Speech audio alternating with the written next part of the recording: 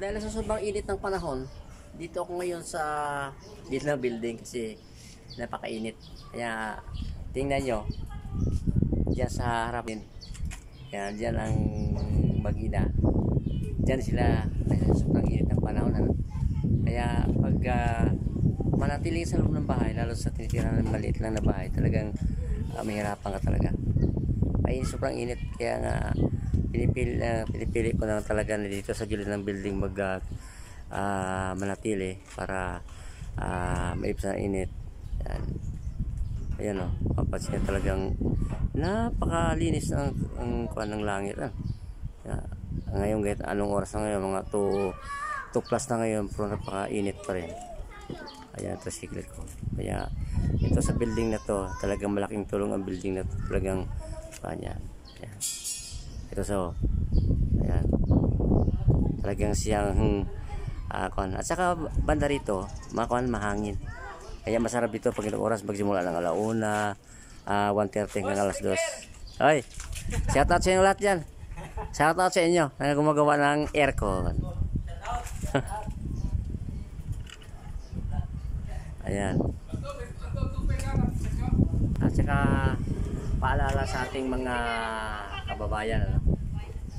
Kung kayo man nasa biyahe, huwag niyo kalimutan magdala ng payong, magdala ng tubig, at sa ating mga matatanda na magbasa kayo ng pistabi ilagay sa dito sa liig para walang init. Kaya yan ang pinakamahalaga sa atin, sa may mga edad na, at paalala niyo muna sa akin. Ayan, babalik tayo ulit sa gilid. Yan o, kita nyo napakakuan ano, napakadalatang init. Sa titira po mayroong puno ng mangga yan. Ayan, yung puno ng mangga malaki na yan. Ayan, dyan ako sa baba niya, dyan sa babang apartment ni tira ako. Ayan, yan.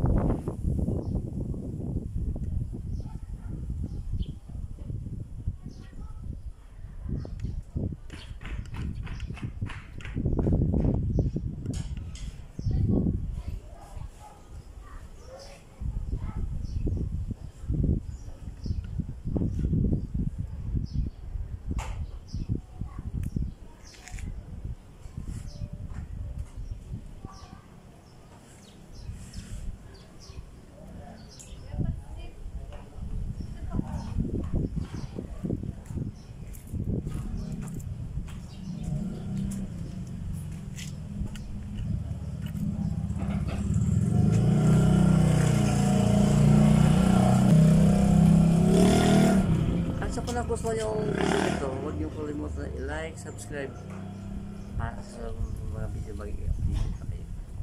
At shout out ating mga kababayan, kamag-anak yan sa Bohol, sa Naik, sa Negros Occidental, at sa aking mga kasama sa BCB at simple na yung mga schedule, at sa mga lang mga schedule dyan. Maganda nga po sa inyo. Lakong tapa ako ngayon, uling ako, kaya may panahon tayo para mag-vlog. Okay, hanggang dito na lang yung may kong vlog. Kasi parang ang cellphone ko parang ilang percent na lang. Kaya maraming salamat sa patuloy na pagsuporta sa aking YouTube channel. Bye-bye, ingat kayo lahat. Pagpalantay lahat ng Panginoon.